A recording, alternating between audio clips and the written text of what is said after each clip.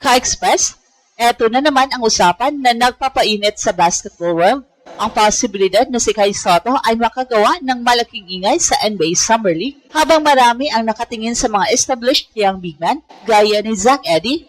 May mga fans na naniniwala may mga aspeto ng laro ni Kai na maaring mas bagay sa modern NBA.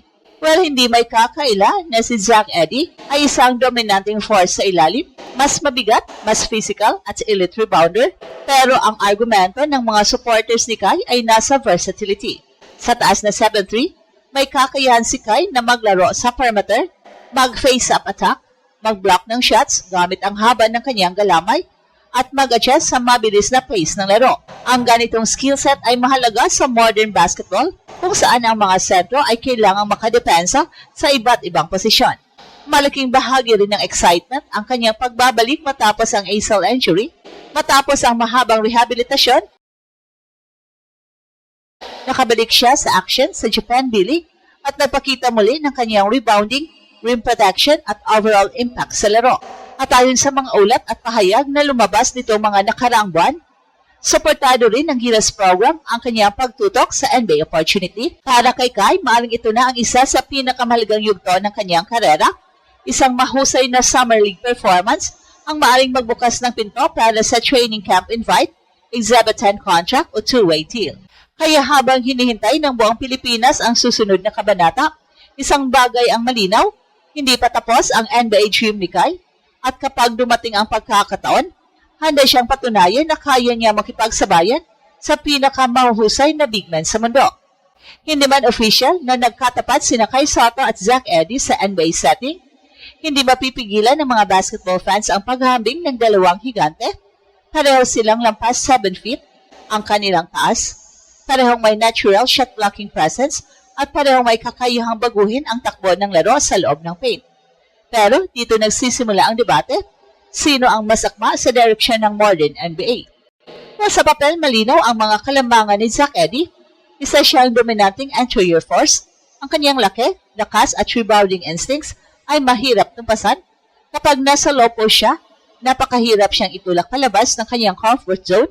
Pero sa modern NBA, hindi na sapat ang pagiging traditional na sentro lamang. Ang mga kupunan ngayon ay naghanap ng mga big men na kayang mag-switch sa depensa, tumakbo sa transition, at maging banta kahit nasa labas ng paint. At dito pumapasok ang potensyal ni Kai. Sa taas na 7'3", may natural siyang mobility na matagal nang napapansin ng mga scout. Sa Japan B-League, ipinakita niya na kaya niyang maglaro sa iba't ibang sitwasyon. Nakakapag-face-up siya, may soft shooting touch, at may kakayahang mag-adjust sa mas mabilis na estilo ng laro.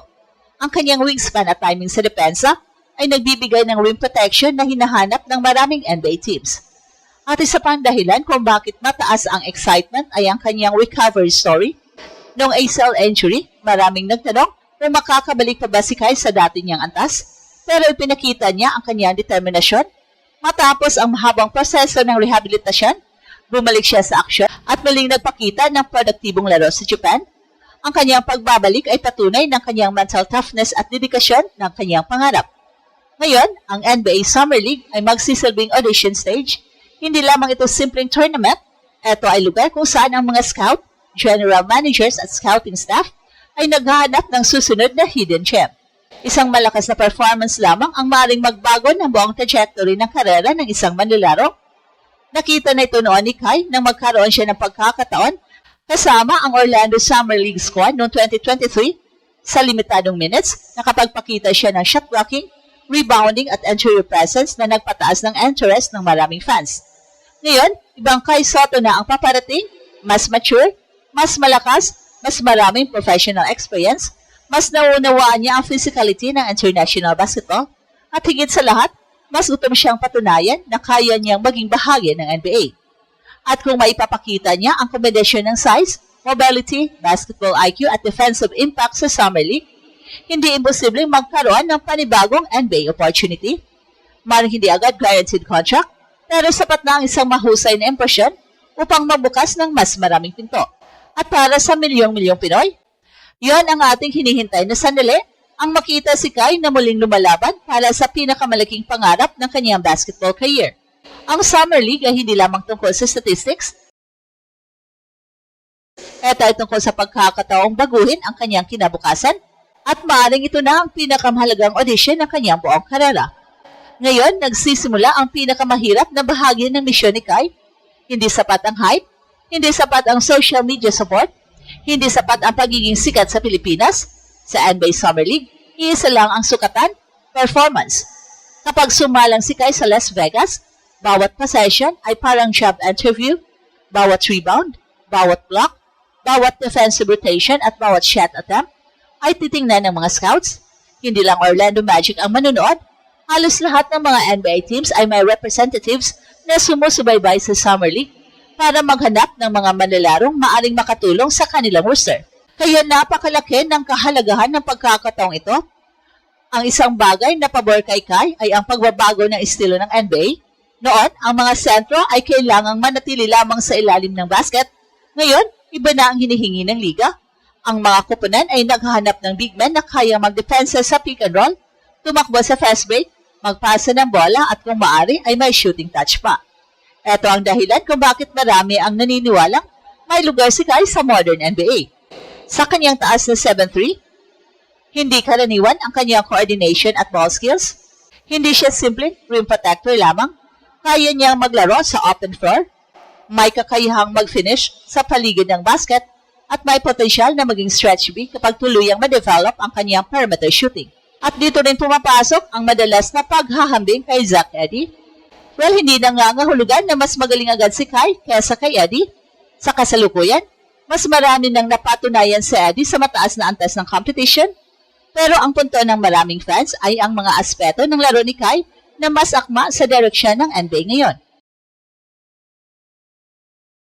Ang mobility, versatility at ability na makasabay sa mabilis na tempo ay ilan lamang sa mga katangiang maaaring magbigay sa kanya ng kakaibang value.